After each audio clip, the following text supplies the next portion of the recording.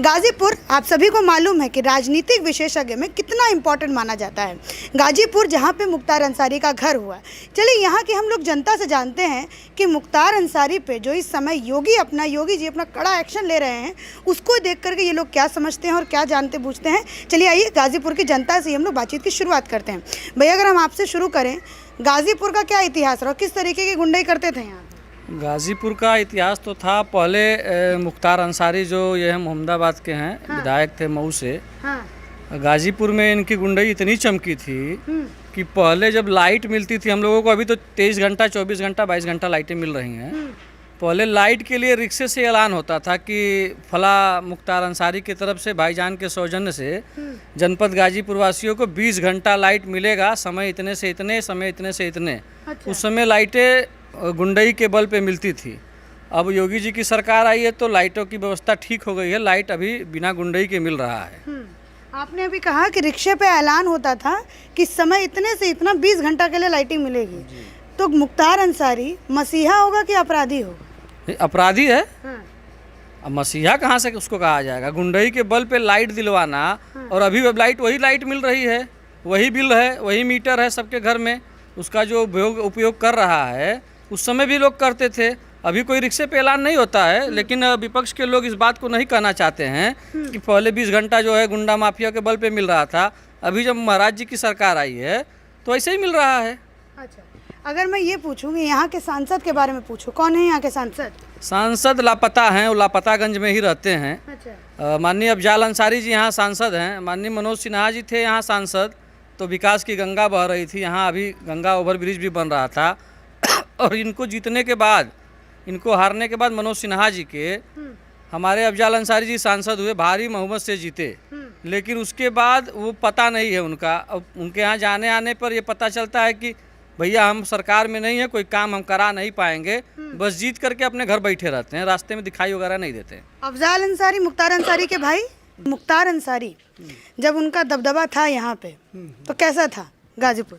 कैसा था? अपराधी का दबदबा होना कोई समाज में, उसके लिए डर से लोग न बोले, मगर लोग विरोध तो करते ही हैं, मन में तो विरोध करते ही है ना।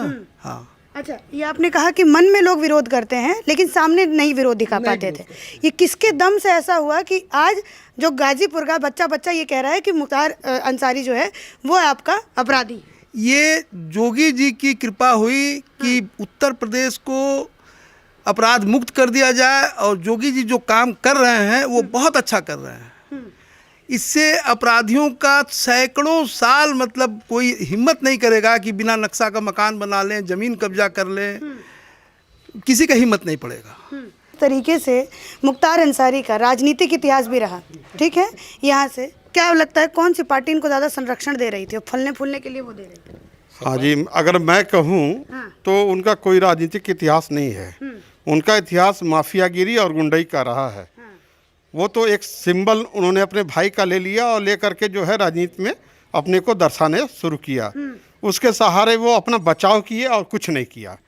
वो किसी पार्टी का जो है ना हित उन्होंने देखा ना किसी और का, वो केवल अपने हित के लिए पार्टी ज्वाइन किए, और आज स्थिति उनकी जो है सांप और छछूंदर वाली हो गई है। अच्छा, योगी जी के इस एक्शन पे क्या सोचती है? अगर मैं गाजीपुर की जनता से अगर पूछूं, योगी जी के, कभी मुख्तार अंसारी, कभी विकास पांडे, मतलब ऐसे ऐसे क्या क्या सोचते हैं?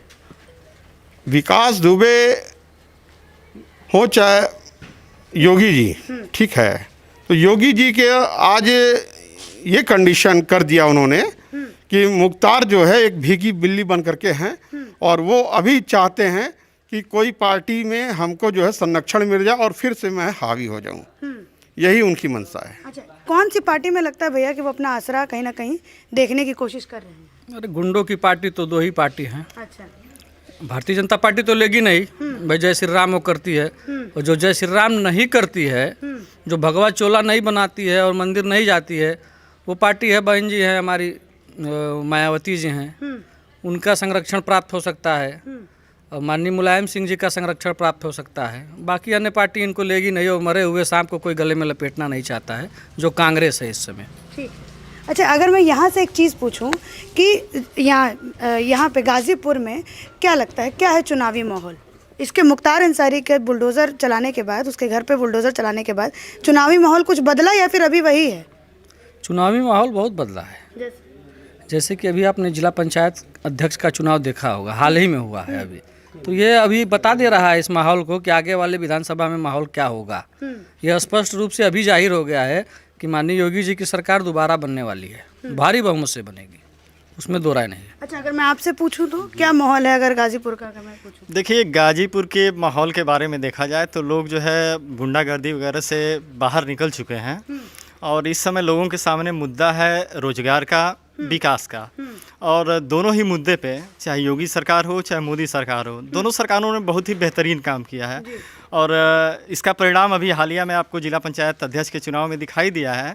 और निश्चित रूप से 2022 में और प्रचंड बहुमत से उत्तर प्रदेश में भाजपा की सरकार आएगी और निश्चित रूप से योगी आदित्यनाथ जी एक बार फिर से मुख्यमंत्री बनेंगे। अच्छा, अगर मैं आपसे पूछूं तो क्या माहौल है? इस महाराज जी की सरकार से हम लोग संतुष्ट हैं। ठीक है। अच्छा, एक बात अगर और पूछूं कि यहाँ पे जैसे उत्तर प्रदेश में, अगर मैं पश्चिमी की बात करती हूँ, मैं पूर्वांचल की बात करती हूँ, तो क्या यहाँ से अगर योगी आदित्यनाथ की सरकार नहीं होती, भाजपा की सरकार नहीं होती, तो कभी ये गुंडागर्दी ये सब कम हो पाता? जी नहीं। अब दिन प दिन इसका वर्चस्व बढ़ता जा रहा था और जनता इसी तरह त्रस्त रहती। ठीक है, आपसे अगर पूछूं तो यही सेम। और जहाँ तक सरकार की बात है, ये अगर सच में पूछा जाए, आज़ादी की बात मैं कह रहा हूँ, तो अब आज़ादी मिली है। मोदी जी की सरकार बनी और प्रदेश में योगी जी की सरकार बनी, तो आज़ादी अब मिली है हर रूप में, वो चाहे माफियागिरी में हो, चाहे शासन प्रशासन, विकास, हेल्थ, हर चीज़ में देखा जाए तो अब जा कर के आज़ादी मिली है। और आने वाला जो समय होगा 2022 का, वो और ही प्रचंड बहुमत का होगा और योगी जी फिर जो है फिर मुख्यमंत्री बनेंगे। अच्छा, अगर मैं आपसे पूछूं तो थोड़ा मुझे समझाइए ना कि कैसा था गाजीपुर और अब में क्या बदलाव है? गुंडई का एक नज़ीर आपको बता दूं कि इनकी गुंडागर्दी का इस तरह का दहशत का आलम था कि जो यहाँ की भूम क्रीम ज़मीनें जो थी, जो कमर्शियल ज़मीनें थी, उन पर इनका हाथ चला गया और कह दिया गया कि अब पैसा ले लो, या बिना पैसा लिए जैसा आदेश होता था वह ज़मीन खाली हो जाती थी। यहीं बगल में गजल होटल गिराया गया, बगल में एक और भवन गिराया गया। जो भूमि इन्होंने बिना औने पौने भाव में गरीब किसानों का, गरीब लोगों का लिया था, आज जब यह योगी सरकार आई है, चुन चुन करके जो इनके भवन बनाए गए थे, जो सरकारी ज़मीन पर कब्जा था, यहीं बगल में 4 लेन पर एक सरकारी ज़मीन 4 बीघे की थी आपके फतुल्लापुर में, उस कब्जे को हटाया गया। गजल होटल जो शहर का क्रीम जगह है, कैंटोनमेंट एरिया जिसको पते हैं गाजीपुर, उसको ढहाने का कार्य योगी जी कहे। अब योगी जी के द्वारा जो यहाँ की जनता है, सबसे ज़्यादा प्रभावित व्यापारी वर्ग खुश हैं। व्यापारी वर्ग खुश होने का कारण यह है कि जब यह शटर में ताला बंद करके जाते हैं तो इनकी घर की पत्नियां, माताएं यह अफसोस में रहती हैं कि मेरा बेटा, मेरा पति घर सुरक्षित आ जाएगा कि नहीं। वह आलम गया, सारे लोग खुशी के आलम से एकदम बाहर हैं, लोग एकदम खुशी में जो है अपना वो कर रहे हैं। और एक लोगों का विश्वास और है कि 2022 में अगर फिर अगर इनकी सरकार बन जाती तो जो गाजीपुर का विकास ही नहीं, पूर्वांचल का विकास जो रुका है, योगी जी के आने से हम लोग कहीं दिल्ली और लखनऊ की तर्ज पर यहाँ अपने पूर्वांचल को देख सकते हैं। और यहाँ के व्यापारी इसलिए खुश हैं कि हम लोग जो है इस एक बार जो एकदम सुरक्षित अपने को महसूस कर रहे हैं। अब हम लोग के अंदर न कोई डर है, न कोई गुंडा टैक्स है, क्योंकि यहाँ गुंडा टैक्स चलता था। जो भी व्यापारी क्रीम तरह के थे, जिनका एजेंसी था, जो बड़े बड़े वो लोग बिजनेस करते थे, इनका एक जो है फरमान लेटर जाता था, जेल के अंदर से यह फरमान भिजवाते थे और वह फरमान लेकर के जाते थे कि हमको 1 करोड़ चाहिए, तो 1 करोड़ शाम तक उनके यहाँ पहुँच जाता था। यह गुंडागर्दी का इनका आलम था। उस आलम से यहाँ के लोग को निजात मिला है और कोटि कोटि बधाई देते हैं यह योगी सरकार को कि कुछ हो या न हो, हम लोग दहशतगर्दी और गुंडागर्दी से बाहर निकल चुके हैं। अच्छा, एक अगर मैं चीज़ पूछूं आपसे कि जैसा इन्होंने कहा कि गुंडा टैक्स लगता था जब मुख्तार अंसारी था, तब यहाँ पे गुंडा टैक्स लगता था और व्यापारी जो थे वो बहुत परेशान थे उस चीज़ से। कुछ एक आध एग्जाम्पल आप मुझे बताइए इसका। अब ऐसा कंटेनमेंट करना ठीक नहीं है। हाँ, लेकिन ऐसे बहुत कमेंट ना भैया, हाँ कमेंट करना वही ठीक नहीं है। बहुत लोग त्रस्त थे इससे, बहुत लोग त्रस्त थे, कोई सकारेगा नहीं इस बात को अच्छा खुलकर, लेकिन सभी लोग अच्छा, ऐसा क्या है कि आजकल आज भी जब मुख्तार अंसारी जेल में है, वो योगी जी का पूरा एक्शन है उसके ऊपर, लेकिन लोग जो है वो खुल के नहीं बोलना चाह रहे हैं? अरे उनके गुर्गे अभी जेल के बाहर हैं और धमकी वगैरह देना चालू कर रहे हैं। योगी जी ने गुर्गों को मुर्गा बना दिया है, लेकिन अभी कुछ गुर्गे बाकी हैं। आपराधिक इतिहास तो इनका बहुत रहा। अभी मऊ में आप जाएंगे, पास ही का जिला मऊ है, वहाँ दंगा इन्होंने कराया था। एक 47 लेकर एक खुली जिप्सी में घूमता था। अब आलम समझ लीजिए, यादव जी बल्टा से जो दूध लेके जाते दूधिया थे, वो गए यहाँ से, जो गाजीपुर से नहीं, मऊ जनपद में जो दूधिया गए वापिस नहीं आए। उनका कोई हिसाब तक नहीं लगा पाया। उनको काट करके कहाँ फेंक दिया गया, कोई हिसाब नहीं लगा गया। हमको लग रहा हजारों हत्याएं उसने करवाई थी वहाँ, और कुएं में फिकवा दिया, कहाँ फिकवा दिया, लाशों का पता नहीं चला। वो खुलेआम जिप्सियों में ये घूमता था। ज़मीन की जहाँ तक बात है, जितनी क्रीम ज़मीन है, अभी मऊ में FCI का गोदाम था, करोड़ों रुपया वो सरकार से ले रहा था। उसकी बीवी हैं अफसा बेगम भी इसमें लिप्त हैं। उनका साला, उनके बहनोई, जितने उनके परिवार के लोग हैं, सारे इस कुकृत्य में सम्मिलित हैं। सबके नाम से कहीं ना कहीं ज़मीनें हैं। जिनकी कौड़ियों की औकात नहीं थी, आज करोड़ों की औकात है। हमारे सामने जिनकी औकात नहीं थी, जिनकी मोटरसाइकिल बिक गई, बसें बिक गई, वो आज 50-50 लाख की गाड़ियों से चलते हैं। अभी असलहे उनके जब्त हुए हैं, वो गाड़ियाँ भी जब्त हुई हैं। अभी RD गाड़ी भी जब्त हुई हैं उनके साले की। ये भंगी थे, बाल बनाने का पैसा इन सबों के पास नहीं था। आज बाल बड़े बड़े रख लिए हैं, उसमें क्रीम शैम्पू लगाते हैं महंगे वाले ये सब। ये लेकिन ये सब संभव किसके द्वारा किया गया? जैसे आपने कहा ना कि जिनकी कोई हैसियत नहीं थी, आज वो ऑडी गाड़ी में घूम रहे हैं। किसके वजह से ये सफल हो पाया? कहीं ना कहीं सरकार के इसमें योगदान था? सरकार का योगदान नहीं था भैया। अब होता है ना कि जैसे सैया भय कोतवाल अब डर काहे का, तो इनके सैया हुए थे मुख्तार अंसारी। मुख्तार अंसारी के जितने भी रिलेटिव हैं, जितने भी, हम बता रहे हैं, आप पता करिएगा निचले स्तर से जा करके। उनके समाज के लोगों ने बताया, हमको क्या पता है। उनके समाज में भी बहुत से फिरके अलग अलग हैं, तो लोग बताते हैं। कुछ लोग हैं जो मुख्तार अंसारी के साथ हैं, सारे मुस्लिम नहीं हैं। उनके आका सारे मुसलमानों के वो रहनुमा नहीं हैं। कुछ मुसलमान जो अच्छे हैं वो बताते हैं कि भैया इन सबों की खाने की औकात नहीं थी। मुख्तार अंसारी टेंडरों में भ्रष्टाचार करा करके मेरे लोगों को टेंडर मिलना चाहिए, जिस पे हाथ रख दिया उसको टेंडर मिल गया। वो आज कौड़ियों से करोड़पति हो गया। बिजली विभाग का ठेकेदार हो गया, PWD का हो गया, जिला पंचायत का हो गया, सिंचाई विभाग का हो गया, तमाम विभागों में कब्जा था। अब योगी सरकार आई है, ऑनलाइन टेंडर हो गया, जहाँ से बैठे हुए डाल दीजिए, बनारस से डाल दीजिए, कलकत्ता से डाल दीजिए, दिल्ली से डाल दीजिए। अब तो जेम पोर्टल से खरीदारी होने लगी। अब माफियागिरी खत्म हो गया है और टेंडर के भ्रष्टाचार भी खत्म हो गए हैं। टेंडर का आप अभी मुझे एक किस्सा बता रहे थे, बताइए वो वाला किस्सा। बताएंगे कैमरे पे कि नहीं बताएंगे? बता दिया जाएगा। बताइए। अभी टेंडर था यहाँ सिंचाई विभाग में, तो सिंचाई विभाग के टेंडर ऑनलाइन थे। ठीक है, ऑनलाइन टेंडर हम लोग डाले थे। तो ऑनलाइन टेंडर में भी चूँकि यहाँ की अलका राय विधायिका हैं, उनका फ़ोन अधिकारी के पास गया कि भाई हमारे लोगों को काम मिल जाना चाहिए। मेरे विधानसभा में कोई काम नहीं डालेगा। और वैसा ही हुआ। 2 बार 3 बार टेंडर हमारे द्वारा डाला गया, वो टेंडर कैंसिल कर दिया गया और उनके व्यक्ति को दे दिया गया। तो कहीं ना कहीं ऑनलाइन टेंडर में भी गड़बड़ घोटाला है, लेकिन उतना घोटाला नहीं है। जहाँ 100 के 100 घोटाले हो जाते थे, यहाँ 1-2 घोटाले तो हो ही रहे हैं। 1-2 घोटाले हो रहे हैं। अच्छा, अगर मैं ये पूछूं कि हाँ, एक सेकंड बाबा, बस मैं एक चीज़ इनसे पूछ लूँ, फिर उसके बाद आपके पास ला रही हूँ। योगी जी में ऐसा क्या करिश्मा है जो पुरानी सरकारें नहीं कर पाई, जो माफिया को, गुंडे को, बदमाश को अपना वो समझती थी कि ये हमारा पावर है, इसके ज़रिए हम जनता को जीत सकते हैं। लेकिन योगी आदित्यनाथ में ऐसा क्या करिश्मा है कि उनको वो जेल के अंदर पहुंचा देते हैं? किसी की तो गाड़ी भी पलटवा देते हैं। अरे गाड़ी पलटवाते नहीं हैं, गाड़ी पलट जाती है। और ऐसे अपराधी माफियाओं की गाड़ी पलट जाए तो अच्छी है। विकास दुबे का आपराधिक रिकॉर्ड आप देखेंगे तो बहुत लंबा रहा है। और हमारे प्रशासनिक जो लोग थे वो मारे गए।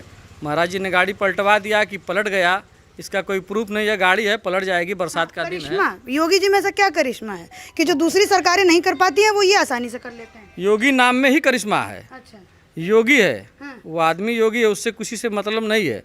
1 रुपये का भ्रष्टाचार करना नहीं है। उनके पहनावे ओढ़ावे को देखिए, एक बैग लेकर के वो चलते हैं। अपनी गाड़ी में एक ही बैग उनके होता है, जिसमें 2-3 सेट कपड़े होते हैं। और कपड़ा ही देख लीजिए, साधारण है, बिना AC के रूम में सोते हैं। आप गोरखपुर चले जाइए, मुख्यमंत्री कार्यालय चले जाइए, वहाँ की सारी AC उन्होंने निकलवा दिया है। VIP सुविधाएं जो थी उन्होंने छोड़ दिया है। तो जो व्यक्ति योगी है, जो हठी योगी है, योगी नहीं हठी योगी कही है। चैनल को और आपको बहुत बहुत धन्यवाद। धन्यवाद भैया। क्या बोल रहे थे भैया? अभी अभी यहाँ से एक गाड़ी गई है ना, सफारी गाड़ी थी, एक इसमें जावेद थे, बैठे थे। अभी इसी सरकार की बात है, मुख्यमंत्री जी पर और ये माननीय मनोज सिन्हा पे टिप्पणी किया था। ये अभी गए हैं। हाँ, अभी तो इसको अभी हम लोग तत्काल में ही भिजवाए थे, जेल भिजवाए थे हम लोग, वही गया था, अभी जा रहा था। ये जावेद था, जावेद का क्या कुछ बताना चाहते हैं इसके बारे में? जावेद ये उन्हीं का, वही मुख्तार अंसारी का आदमी है। ये बाद में ये फिर जा कर के माननीय ओम प्रकाश सिंह के यहाँ सट गया, संरक्षण प्राप्त है, घूम रहा है। इसकी भी कौड़ियों की औकात थी। अच्छा, अगर मैं आप लोगों से सीधा सवाल ये पूछूं, अब आखिरी सवाल पूछूंगी आप सभी से कि इस बार का जो इलेक्शन होगा, ठीक है, उसमें यहाँ पे गाजीपुर में ये जो मुख्तार अंसारी पे कार्रवाई हुई है, ये कितना सटीक बैठेगा? ये कितना बड़ा मुद्दा होगा भाजपा के लिए, अगर पूछूं तो? भाजपा के लिए तो ये बड़ा मुद्दा है, ये है। हाँ। ये जिनके जिनके मकान गिराए गए हैं, जिनके जिनके ऊपर कार्रवाई हुई है, ये बनिया समाज को ही प्रताड़ित करके ये रुपया कमाए हैं, पैसा कमाए हैं। ये जो अभी बता रहे थे, आपके अभी पूछ रही थी जिनसे, यहाँ एक पत्र जारी होता था, चुनाव में भी पत्र जारी होता था, वो उर्दू में जारी होता था कि इनको सपोर्ट करिए, इनको सपोर्ट करिए। और बनिया बिरादर के यहाँ लेटर पहुँचता था पैसा वसूली का, और लोग देते थे डर के मारे, लोग देते थे। बनिया बिरादरी तो हमेशा से देती ही आई है। अगले सरकार में गुंडई के बल पे था, इस सरकार में स्वेच्छा से देती हैं। लंच और मंच का पूरा व्यवस्था बनिया ही न करता है। बोलते हैं नेताजी मंच भाषण अच्छा अच्छा देते हैं, लेकिन मंच के पीछे जाइएगा तो बनिया ही है। बनिया मेन स्तंभ है। बनिया वोट बीजेपी को ही करता है, लेकिन उतना लाभ बनिया को मिलता नहीं है। अच्छा, इसका कारण क्या समझ में आता है बनिया को जो लाभ नहीं मिलता है? कारण है, बनिया एक, अब सोच लीजिए कि साधारण सा जीव और बहुत सीधा साधा जीव को ही बनिया कहा जाता है। उसको जैसे कहिएगा वैसे वो मानता है। उसको प्रेम से थोड़ा सा बोल दीजिएगा तो आप पे पूरा निछावर कर देगा कि नहीं भैया आए हुए हैं, इनको जिताना है। और हम लोगों ने बहुत से लोगों को नेता बनाया है। नेता बनाने की हम लोगों के यहाँ फैक्ट्री है। उस मशीन में हम लोग डालते हैं तो नीचे से लोग निकलते हैं, सभासद, जिला पंचायत, विधायक, सांसद, मंत्री, सब निकलते हैं। मशीन हम लोगों के पास है। बनिया समाज ने वैसा मशीन बनाया है, उस मशीन में गधे को डालिएगा तो आदमी बन के निकलेगा, और उसको चोला पहना के हम लोग मंत्री विधायक बना दें। ऐसा कोई एग्जाम्पल है आप लोगों के पास जो गधा इंसान हो? एक आध नाम ले लीजिए। एक आध नाम नहीं लेंगे ना, नाम लेंगे तो भाई लोगों को बुरा लग जाएगा। क्योंकि इस समय वो ऐसी गाड़ियों में चल रहे हैं। किस पे इशारा है, किस पे तंज है ये? अरे जो लोग नेता बने हैं, जिनको ये देखेंगे वीडियो, वो लोग समझ जाएंगे किसके ऊपर ये तंज कसा जा रहा है। वो जान जाएंगे कि बनिया समाज से हमने सहयोग लिया, बनिया समाज के लिए हमने सब किया, बनिया समाज को फिर हमने भूल गया। अच्छा, बीजेपी में ही है ना वो नेता अभी कि नहीं? हाँ, बीजेपी में ही होगा। आने वाले आगामी चुनाव में वो चेहरे नहीं दिखाई देंगे, समझ जाइएगा कि वही चेहरा है। आने वाले आगामी चुनाव में वो चेहरे नहीं दिखाई देंगे, उस चेहरे को बदल दिया जाएगा। उस फैक्ट्री से नए नेता निकलेंगे। अच्छा, अगर बाबा मैं ठीक है, बसपा की सरकार थी तो जो दूसरे कास्ट हैं, मुसलमानों को छोड़ करके, सपा के लिए यादवों को छोड़ करके, तो जैसे ब्राह्मण हो गए, ठाकुर हो गए, इन सब की क्या स्थिति थी? अगर मैं ये देखिए, ऐसा है कि सपा सरकार में जो तरीका भाजपा का ये करने का है, भाजपा में बहुत खराब होगा तब भी बहुत अच्छा होगा, और सपा या बसपा में ये बात नहीं है। भाजपा एक संस्कारित ये पार्टी है, और जो भी ये कर रहे हैं बिल्कुल सही कर रहे हैं, और देश का विकास हो रहा है। और जो कहता है कि देश में विकास नहीं हो रहा है, वो उनके आँख का ऑपरेशन करवा लेना चाहिए। उनको यहाँ से गाड़ी में बैठाइए और दिल्ली तक भेज दीजिए, वो देख लेंगे कहाँ विकास हुआ। एक काम अखिलेश जी किए थे बहुत अच्छा, पर आज उससे अच्छा सैकड़ों काम हो चुका है। उन्होंने लखनऊ से आगरा तक का रोड बनवाया था, जिस पर हेलीकॉप्टर उतर रहा था। उसको बीजेपी सरकार, उनको बहुत डैमेज करने का कोशिश किया गया कि मतलब ये खराब बनाए हैं, पर उसमें जांच में अखिलेश पकड़े नहीं गए। अखिलेश में भी एक क्वालिटी थी, वो क्वालिटी ये थी कि जब वो बैठे तो बोले कि आप मुख्यमंत्री होते तो क्या करते। जब तक वो पब्लिक का राय लेते रहे तब तक वो ठीक चले, और जब सत्ता के मध्य में चूर हुए तो नष्ट हो गए। इस बार हाँ, क्या बाबूजी ने भी बताया कि अखिलेश जी ने अच्छा काम किया। ठीक है, अखिलेश युवा हैं, काम कर रहे थे ठीक, लेकिन अखिलेश जी भी उस पर नकेल नहीं कस पाए। उनके चाचा एक हैं, शिवपाल नहीं, एक और चाचा हैं, मोहम्मद आजम खान, जो बकरी भैंस ढूंढने में यही पुलिस थी, उत्तर प्रदेश की पुलिस थी उस समय। आजम खान मंत्री हुआ करते थे, उनके भैंस ढूंढने में कई थानों की पुलिस लगी थी। आज उनके ऊपर बकरी चोरी का मुकदमा कायम हो गया है। पहले भैंस उनकी गायब हुई थी, अब किसी ने बकरी चोरी का मुकदमा उनके ऊपर लगवा दिया कि मेरी बकरी आजम खा के बाउंड्री में गई और ये काट के खा गए या चोरी कर लिए। तो आजम चाचा का भी हालत इस समय खराबे है। अभी भर्ती थे, हम लोग सोचे कि सपुर्दे खाक हो जाएंगे, लेकिन अल्लाह का करम था कि बच गए और अल्लाह उनके ऊपर करम बनाए रखे। सपा सरकार की मैं बात कर रहा हूँ। सपा सरकार में थानाओं में इफ्तार पार्टी होती थी, आपने देखा होगा, आप लोग तो जाते रहते हैं। वो इफ्तार पार्टियाँ अब बंद हो गई है। सरकारी खर्चे से पुलिस वाले कराते थे इफ्तार पार्टी। आता कौन था? छोटे भाई का पजामा और बड़े भाई का कुर्ता जो पहनते हैं वही लोग थाने में आके इफ्तार करते थे। अब वो इफ्तार पार्टियाँ बंद हो गई, किसी थाने में नहीं होता है। ये योगी सरकार की उपलब्धि है, ये जान लीजिए। मस्जिदों से मंदिरों से जो अजानें होती हैं, अजानों का वॉल्यूम धीमा है।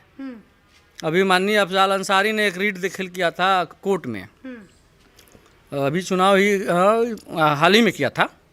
उस पर कोर्ट ने भी ये कह दिया कि आपको यह अधिकार नहीं है कि आप मस्जिद से ऐलान कर करके या फिर मस्जिद से बहुत ज़्यादा तेज़ आवाज़ में कर करके किसी के स्वतंत्रता को भंग करेंगे या किसी के कानों तक ये आवाज़ जाकर डिस्टर्ब कर रही तो आप नहीं कर सकते हैं। और बैन लगा था कि सभी मस्जिदों से माइकें उतार दी जाएँ। लगभग उतर गई हैं। बाकी जो उस तरह के पाजी टाइप हैं, काजी और पाजी दो होते हैं ना इनके। अच्छा। एक काजी होते हैं, एक पाजी होते हैं। पाजी समझाइए, पाजी नहीं समझ में। पाजी तो समझ में, पाजी नहीं है। पाजी वही जो छोटे भाई का पजामा और बड़े भाई का कुर्ता पहनते हैं उनको पाजी कहा जाता है। और जो सामान्य तरीके से रहते हैं, जो पाँचों वक्त, वाकई में 5 वक्त का नमाज पढ़ता है और जो सही में मुसलमान होता है, जिसके पास मुसल्लम ईमान है, वो इस तरह की बातें नहीं करेगा। वो गाय को गाय माता कहेगा और राम भगवान को अपना आदर्श वो मानता है। ये जान लीजिए, राम भगवान को वो आदर्श अपना मानता है। और बाकी पाजियों का क्या है? पाजी तो अपना इस तरह से चलते रहते हैं, मस्जिदों से ऐलान करेंगे, अजान करेंगे और कुरान के बारे में पूछ दिए तो जानकारी वगैरह कुछ रहेगी नहीं उनको। चलिए, ये थी गाज़ीपुर की जनता जिन्होंने पूरी तरीके से बताया कि क्या था मुख्तार अंसारी का यहाँ पे डर, खौफ और किस तरीके से उसके ऊपर जो है आप ये कह सकते हैं कि कब्ज़ा किया आपके योगी आदित्यनाथ ने। इसी के साथ धन्यवाद।